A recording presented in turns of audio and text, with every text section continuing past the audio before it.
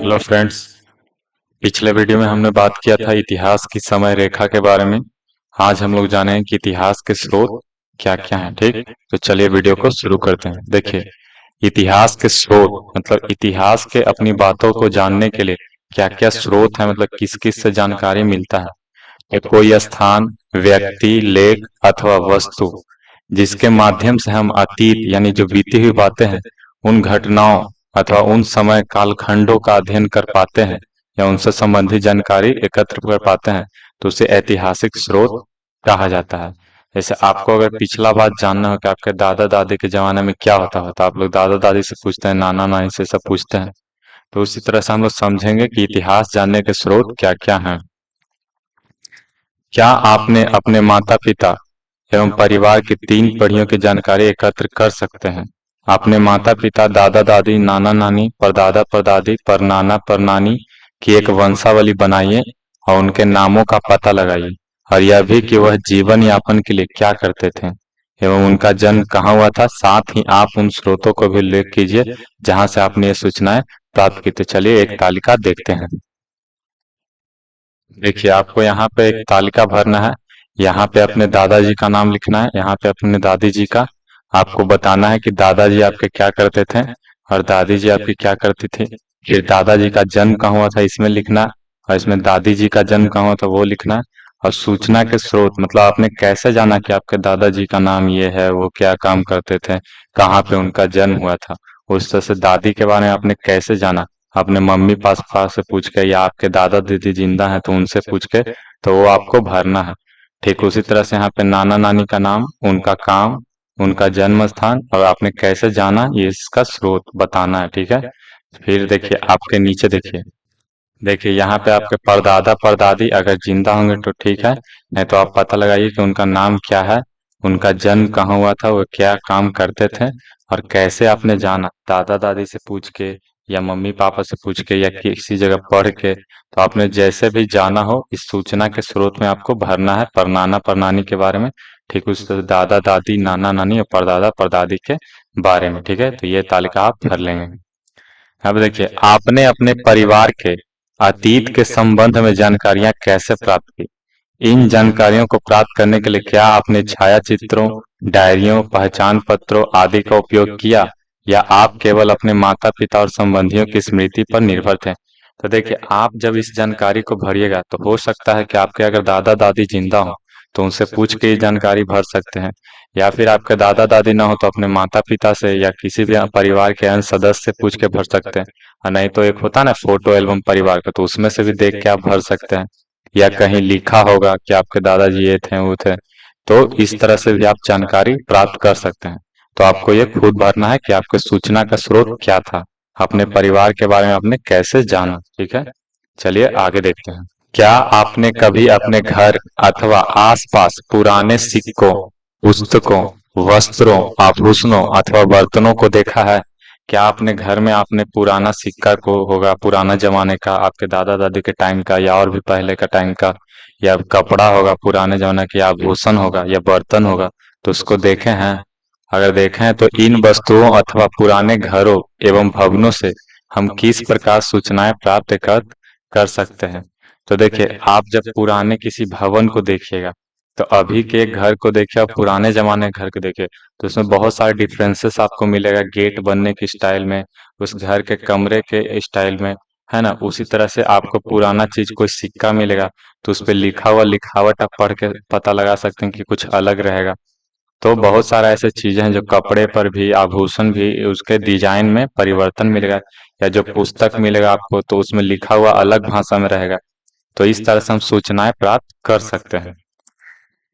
देखिए, प्रत्येक वस्तु अथवा संरचना एक कहानी बताती है, हर एक चीज का अपना एक कहानी है, और वह चित्र खंड पहेली के हिस्से की तरह होती है। जो आप एक होता ना है, जैसे एक पहेली वाला होता है, चित्र पूरा रहता है, टुकड़ा टुकड़ा कार्ड रहता है, उसको जोड़ के एक चित्र बनाना रहता है। तो उस तरह से एक होती है पहेली की तरह। जिन वस्तुओं को आपने अपने घर में देखते हैं वह आपको परिवार के इतिहास के विषय में कुछ बताती है। जैसे हो सकता है कि आपके मम्मी पापा को जो शादी में बर्तन मिला होगा, तो वो आप जब निकलता होगा दिवाली उवाली में साफ करते देखते होंगे, तो आपको पूछते होंगे अपने दादा दादी से, मम्मी पापा से कि ये किन किन के समय का बर्तन है, तो उसमें एक इतिहास छुपा रहता है, ठीक ना। इसी प्रकार हम ऐतिहासिक घटनाओं के बारे में विभिन्न स्रोतों से जानकारी एकत्रित कर सकते हैं, ठीक ना। तो इतिहास की घटनाओं के बारे में भी हम लोग बहुत सारे जगहों से इतिहास प्राप्त कर सकते हैं। एक बात सदैव याद रखनी चाहिए कि इतिहास के मामले में पहेली के कुछ हिस्से गायब रह सकते हैं, है ना। हो सकता है कि आप इतिहास जानने जाएं तो कुछ बातें आपको पता चले, कुछ आपको पता न चले, तो वो पहेली की तरह हो सकते हैं कि उसका कुछ हिस्सा पता रहेगा और कुछ हिस्सा पता नहीं रहेगा। ठीक है, चलिए आगे देखते हैं। देखिए यहाँ पे इतिहास के स्रोत जानने के लिए आपको बताया गया है कि क्या क्या स्रोत हो सकते हैं, ठीक। तो सबसे पहले हम लोग समझेंगे मौखिक स्रोत। मौखिक माने जो हम लोग सुन के प्राप्त करते हैं किसी के मुख से, अपने परिवारजनों के या गांव के लोगों से, तो उसको स्रोत जानते हैं। तो उसके लिए एक होता है वंशावली, ठीक ना। हम लोग वंशावली जान सकते हैं, जैसे आपको बताते होंगे कि आपके मम्मी पापा के, आपके दादाजी का यह नाम था, उनके फिर परदादा का ये नाम था, फिर उनके पापा का ये नाम था, उनके ये। तो बहुत सारी बातें हम लोग इतिहास को सुन के जानते हैं। फिर ये लोक साहित्य, जैसे लोक के बीच प्रचलित कथाएं होता है कुछ कुछ पुराने जमाने के, कि हमारे जमाने में जो पहले ऐसे होता था, पहले हम लोग एक अथी कुआं जैसे खोदाता था आदमी मिलके। तो बहुत सारे ऐसी बातें होते हैं जो आपको लोगों द्वारा मुख से सुन के मिलेगा। तो वैसा इतिहास के वे घटनाएं जो आपको मुख से सुन के मिलते हैं, तो वैसे स्रोत को बोलते हैं मौखिक स्रोत, ठीक। फिर कुछ साहित्यिक स्रोत। साहित्यिक मतलब लिखा हुआ, जैसे एक भारतीय साहित्य से, अपना देश में कुछ लिखा हुआ चीज से पता लगाते हैं। कुछ विदेशी भी लिखा है जो यहाँ आया है भारत में, तो वो भी कुछ भारत के बारे में लिखा है, तो उससे भी जानकारी प्राप्त कर सकते हैं। तो पहले भारतीय वाला में जानते हैं कि वेद एवं इतिहास। जैसे आप वेद पढ़ते होंगे, 4 वेद है, ऋग्वेद, सामवेद, अथर्ववेद, यजुर्वेद। तो उन सब वेदों में उन समय के लोगों के बारे में लिखा हुआ है। उस समय चल रहे समाज में कैसे कैसे कौन से लोग आगे थे, कौन पीछे थे, क्या क्या काम करते थे, कौन कौन सा पशु पालते थे। तो ये सब जानकारी वेद में मिलता है, इतिहास की किताबों में मिलता है। फिर है कविता एवं नाटक। जो उस समय की कविताएं होंगे, नाटक होंगे, जैसे आप रामायण देखते हैं, एक तरह से महाभारत देखते हैं, ये सब देखते हैं, वो पुराने जमाने का चीज। तो उससे उस समय के इतिहास के बारे में जानकारी मिलता है कि हाँ इस समय राजा कैसे रहता होगा, उसके दरबार में कौन कौन से मंत्री रहते होंगे, सेना कैसे रहता होगा, कैसे हथियार रखता होगा, कैसे युद्ध लड़ता होगा। तो ये सब से भी जानकारी मिलता है इतिहास का। फिर है ऐतिहासिक लेख। अब कुछ पुस्तकें हैं इतिहास पे लिखी हुई, जैसे रामायण महाभारत का भी पुस्तक है, बहुत सारा राजा महाराजा के टाइम का पुस्तक है, तो उससे भी इतिहास का जानकारी मिलता है। और कुछ कहानी, जो राजा महाराजा के टाइम का कहानी होगा पुराने जमाने का, तो उससे भी इतिहास का पता चलता है। और कुछ जो वैज्ञानिकों एवं तकनीकी लेख, जो आज के जमाने में जो वैज्ञानिक हैं, जो बहुत सारा चीज को खोजें, तो उनसे जो उनको जानकारी प्राप्त मिला वो लिखें, तो उससे भी हम लोग जानकारी प्राप्त करते हैं, ठीक है। फिर है विदेशी विवरण। तो इसमें है यात्रा वृत्तांत। यात्रा वृत्तांत मतलब जैसे दूसरा देश के जो लोग, जैसे आप सुने हो कि मोरक्को से आया था इब्न बतूता, फिर और भी लोग आए थे विदेशी लोग, जो यहाँ पे आके भारत में आए, भारत के बारे में लिखे। जैसे चंद्रगुप्त मौर्य के दरबार में था मेगास्थनीज। तो बहुत सारे लोग विदेशी भी भारत में आए और यहाँ पे यात्रा किए और भारत के बारे में लिखे, तो उससे भी हम लोग भारत का इतिहास प्राप्त कर सकते हैं। और फिर है ऐतिहासिक वृत्तांत। तो इतिहास पे जो पुस्तकें हैं, इतिहास पे जो लोग घटनाएं पे लिखे हैं, तो उससे भी पता चल सकता है, जो विदेशी लोग लिखे हैं भारत के बारे में, तो उससे भी हम लोग पता लगा सकते हैं। तो ये था साहित्यिक स्रोत आपका, ये मौखिक स्रोत। अब है पूरा तात्विक स्रोत। पूरा तात्विक मतलब पुराने जमाने का चीज, है ना। तो इसमें देखिए एक है शिलालेख को सबसे पहले हम लोग समझते हैं कि शिलालेख क्या होता है। शिला मतलब होता है पत्थर, और लेख मतलब उस पर कुछ लिख देना, ठीक ना। तो इसमें पहला है पांडुलिपि। तो पांडुलिपि क्या होता है आपको ही समझना है। पांडुलिपि जो है हाथ से लिखा गया कोई भी पुस्तक या डॉक्यूमेंट होता है, जिसमें किसी लेखक द्वारा तैयार किया गया पूरा संस्करण शामिल होता है, किसी वंश के बारे में या किसी राजा के बारे में या उस समय के चल रहे समाज के बारे में, ठीक ना। तो उसको बोलते हैं पांडुलिपि, ठीक। और एक होता है ताम्रपत्र। तो ताम्र मतलब होता है तांबा। ताम्र मतलब क्या होता है, तांबा। तो तांबे के जो एक चादर होता है, जिस पर प्राचीन काल में पुराने जमाने में कुछ लिखा जाता था, जैसे भूमि के बारे में लिख देता था, दान पत्र के बारे में लिख देता था, उस समय चल रहे प्रशासन के बारे में लिखता था, या अपने धर्म के बारे में लिखता था। तांबे के पत्र पे जो होता ना, धातु के जो तांबा का पत्र रहता उस पे लिखवा देता था, तो वैसा को बोलते हैं ताम्र पत्र। और एक है सिक्के। तो उस समय जो चल रहे हैं सिक्के, जैसे आज के जमाना के जो सिक्के हैं तो उस पे भारत का है। अभी जो चल रहा है सिक्का उस पे है एक चिन्ह, जो शेर वाला देखे होंगे, तीन तरफ से शेर है। तो उसी तरह से हर एक जमाने में जो सिक्का चल रहा था तो उस पे अपना राजा महाराजा अपना फोटो या कुछ बातें लिखवा देता था अपने समय के, तो उससे भी जानकारी मिलता है। फिर है पुरातात्विक स्रोत में संरचना।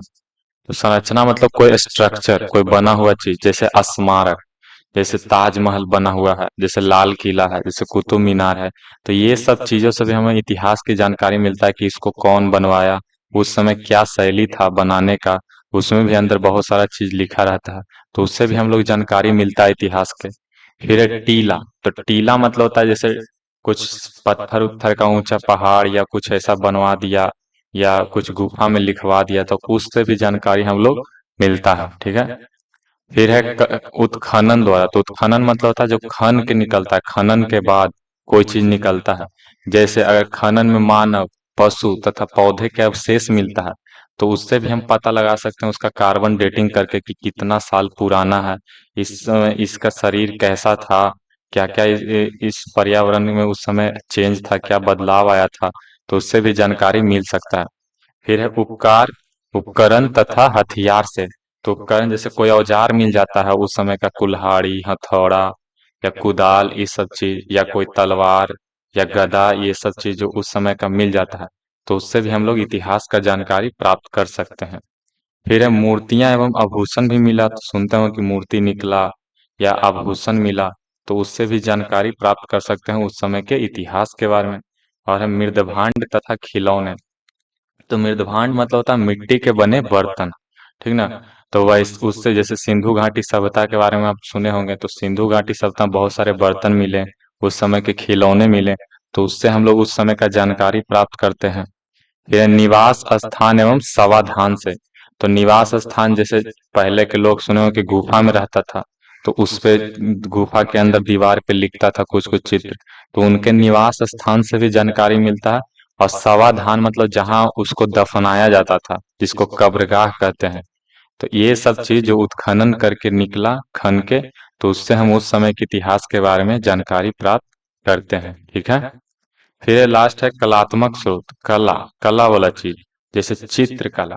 जैसे अगर कोई राजा महाराजा के टाइम का पेंटिंग है, तो उससे भी जानकारी मिलता है कि उस समय क्या चित्रकला की शैली था समाज में, किस तरह से किन रंगों का इस्तेमाल किया जाता था, है ना। तो इससे भी मिल सकता है। फिर है मूर्ति कला। तो उस समय की मूर्ति को देख के भी हम बता सकते हैं कि उस समय का इतिहास क्या रहा होगा। और एक है पट्टिका। तो पट्टिका जो है एक तरह का लेख होता था, है ना, जो समय समय पर किसी राजा महाराजा द्वारा जारी करवाया जाता था। तो ये सब जानकारी हम लोग देख के भी इतिहास का पता लगा सकते हैं। तो आप देखें कि इतिहास पता लगाने के लिए क्या क्या स्रोत हो सकते हैं, तो बहुत सारे स्रोतों से हम इतिहास का पता लगा सकते हैं। चलिए आगे देखते हैं। देखिए यहाँ समझते हैं कि इतिहासकार क्या होता है। तो इतिहासकार बोलते हैं ऐसा व्यक्ति जो अतीत का अध्ययन करता है, इतिहास का, एवं उसके विषय में लिखता है, उसे इतिहासकार कहते हैं। जैसे विज्ञान के जानकारी के प्राप्त करने को वैज्ञानिक कहते हैं, मैथ वाला को गणितज्ञ कहते हैं। उसी तरह से जो इतिहास का जानकारी प्राप्त करता है उसे इतिहासकार कहते हैं। ठीक है। तो यह इतिहास के प्रमुख स्रोतों के एक साथ प्रदर्शित करता है। पृष्ठ 67 में भी दिखाएंगे आपको चित्र। आपको अभी इन सभी को याद रखने की आवश्यकता नहीं है, हम आगे चलकर इनमें से कुछ का उपयोग करेंगे। उदाहरण के लिए, जब इतिहासकार 1500 वर्ष पूर्व के किसी राजा या रानी या प्राचीन स्मारक या युद्ध या व्यापार की कुछ वस्तुओं के बारे में जानकारी जुटाने का प्रयास करते हैं, तो वे बड़े ध्यान से अधिक स्रोतों से जानकारी संकलित करने का प्रयास करते हैं ना। तो जब 1500 साल पुराना कोई चीज के बारे में जानना है, तो उतना साल पहले का तो कोई आदमी को याद नहीं रहेगा। तो उसका जानकारी कैसे हम लोग प्राप्त करते हैं, तो किसी राजा या रानी के प्राचीन स्मारक को देख के, उसके लड़ाई के बारे में सुन के, उसके व्यापार के बारे में कुछ वस्तुओं को जान के। ठीक है। कभी कभी ये स्रोत एक दूसरे की पुष्टि करते हैं, सही होते हैं, लेकिन कभी कभी गलत भी होते हैं। जैसे पहेली की तरह होता है, कभी कभी सही भी मिल गया, कभी कभी गलत तरह। तो ऐसी परिस्थिति में निर्णय लेना पड़ता है कि किस स्रोत पर अधिक विश्वास किया जाए। कभी कभी होता है कि कुछ स्रोत से दूसरा चीज बात पता चल रहा है, कुछ स्रोत से अलग बात पता चल रहा है। तो ऐसे में निर्णय लेता होना होता है कि कौन सा स्रोत सही है, कौन सा बात सही है पुराने जमाने का, ठीक ना। तो इस प्रकार इतिहासकार जो है पुराने जमाने के समय का यानी कालखंड का अध्ययन कर रहे होते हैं, और उसके इतिहास को पुनर्निर्माण यानी फिर से किताब में लिख के और उसके इतिहास को फिर से निर्माण कर रहे होते हैं। ठीक है, चलिए आगे देखते हैं। देखिए अनुवांशिकी क्या होता है। तो जीव विज्ञान की वह शाखा बायोलॉजी का जो यह अध्ययन करती है कि किस प्रकार पौधे, जानवर या मनुष्य की कुछ विशेषताएं एवं गुण एक पीढ़ी से दूसरी पीढ़ी तक पहुंचते हैं, उसको अनुवांशिकी कहते हैं। है ना, जो किसी भी जानवर, मनुष्य या पेड़ पौधे का जो गुण होता है एक पीढ़ी से दूसरे पीढ़ी में जाता है, तो ये किस प्रकार जाता है, इसी के अध्ययन को हम लोग अनुवांशिकी कहते हैं। ठीक है, चलिए तो आगे देखते हैं। इतिहास के इन सभी स्रोतों में कौन योगदान देता है, कौन कौन आदमी। तो सिर्फ इतिहास का नहीं कि बस इतिहासकार के काम है सब जान जाए, नहीं, उसके साथ साथ पुरातत्व विज्ञानी जो खनन करने वाला लोग होते हैं वो, पूरा लेख शास्त्री जो प्राचीन अभिलेखों को पढ़ के इतिहासकार को बताते हैं कि ये लिखा हुआ है इसमें, और जो मानव विज्ञानी होते हैं यानी मानवों के संस्कृति का अध्ययन जो करते हैं, समाज का, तो ये सभी मिलकर तब इतिहास का पता लगाते हैं। ठीक ना। साहित्य एवं भाषा के विशेषज्ञ आदि भी इसमें अपना योगदान देते हैं। जो पुराने जमाने की किताब को पढ़ना लिखना है तो उस समय उसका अलग वैज्ञानिक चाहिए। साथ ही पिछले 50 वर्षों में वैज्ञानिक अध्ययनों ने इतिहास के पुनर्निर्माण में अधिक से अधिक योगदान दिया है। उदाहरण के लिए प्राचीन जलवायु का अध्ययन करने के लिए उत्खनन की गई सामग्री का रासायनिक अध्ययन और प्राचीन मानव की अनुवांशिकी के अध्ययन ने एक नया दृष्टिकोण दिया है। तो उत्खनन से जो सामग्री मिला उसका जो अध्ययन हुआ, या प्राचीन मानव पुराने जमाने के मानव के अनुवांशिकी का अध्ययन करके, यानी किस किस तरह से पुराने जमाने के मानव और अब के मनुष्य में जो बदलाव हुआ उसको देख के, और जलवायु में परिवर्तन को देख के इतिहास का एक नया दृष्टिकोण प्राप्त हुआ है, जिससे और पूरक स्रोत प्राप्त हुए। साथ ही जब इतिहासकार आधुनिक इतिहास, आधुनिक मतलब जो अब के जमाने का होता है, 20 से 30 साल पहले, 40 साल पहले ये सब के समय का अध्ययन करता है, तो उसके लिए एक समाचार पत्र हो सकता है महत्वपूर्ण स्रोत, क्योंकि समाचार पत्र तो बहुत दिन से चल रहा है, तो उससे भी इतिहास का अध्ययन कर सकता है। और पिछले कुछ दशकों के अध्ययन के लिए, जैसे 10 साल, 5 साल, ये सब अध्ययन करने, इलेक्ट्रॉनिक मीडिया, जो टीवी, इंटरनेट जब शुरुआत हुआ तो उसके बाद कुछ अध्ययन करना है तो टीवी, इंटरनेट से उपयोग करके अध्ययन कर सकता है। ठीक है, तो ये हम लोग समझें कि इतिहास के स्रोत क्या क्या होते हैं और कैसे कैसे हम लोग जानकारी उससे प्राप्त कर सकते हैं। देखिए यहाँ अगले पृष्ठ पर इतिहास के स्रोत से संबंधित कुछ चित्र दिए गए हैं। ये वस्तुएं कौन कौन सी है और आपके अनुसार क्या दर्शाती हैं, इनके बारे में लिखना है। तो चलिए हम उन चित्रों को देखते हैं। देखिए यहाँ पे एक सिक्का का फोटो दर्शाया गया है, जिसमें देखिए एक राजा बैठे हुए हैं और हाथ में एक बीना लिए हुए हैं, और यहाँ पे कुछ शब्द लिखा हुआ है, यहाँ पे उनका सिंहासन है। तो ये जो आपको सिक्का दिख रहा है ये गुप्त साम्राज्य का एक सिक्का है, गुप्त वंश का एक सोने का सिक्का है। ठीक ना। जिसमें जो ये राजा आपको दिख रहे हैं ये है समुद्रगुप्त। ये कौन है, ये है समुद्रगुप्त, जो हाथ में बीना बजा रहे हैं। है ना, इनको वीणा वादक भी बोला जाता है।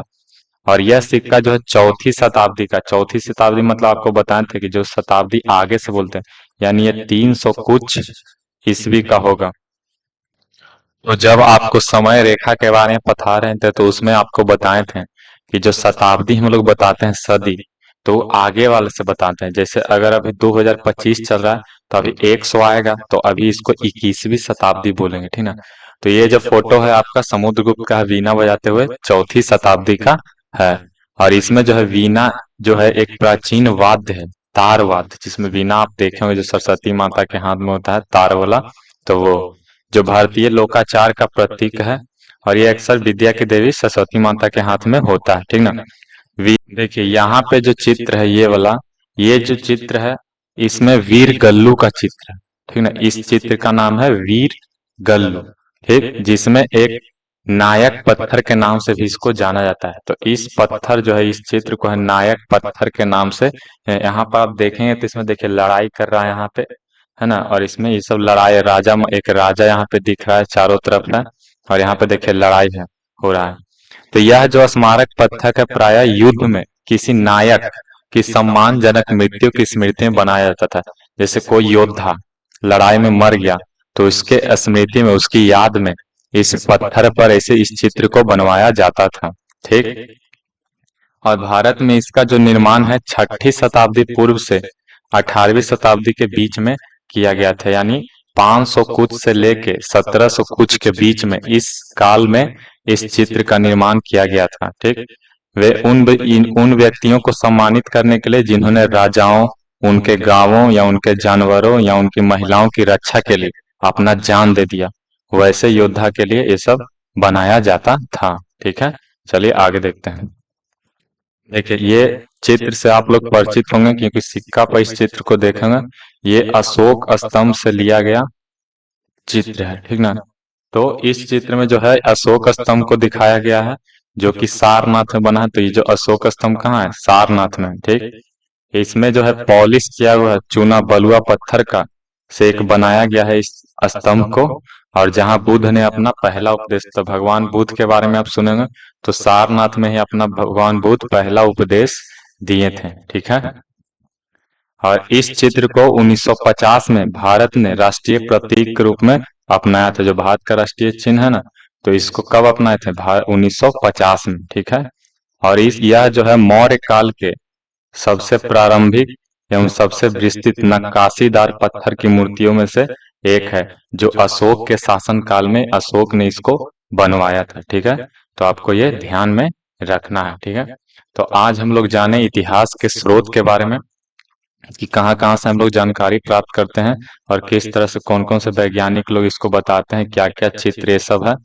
तो आपका ये वीडियो अगर अच्छा लगा हो तो लाइक करें, अपने दोस्तों के साथ शेयर करें, चैनल को सब्सक्राइब जरूर करें और इसी तरह के आगे यूजफुल वीडियो देखने के लिए हमारे साथ बने रहें। ठीक है, धन्यवाद, जय हिंद।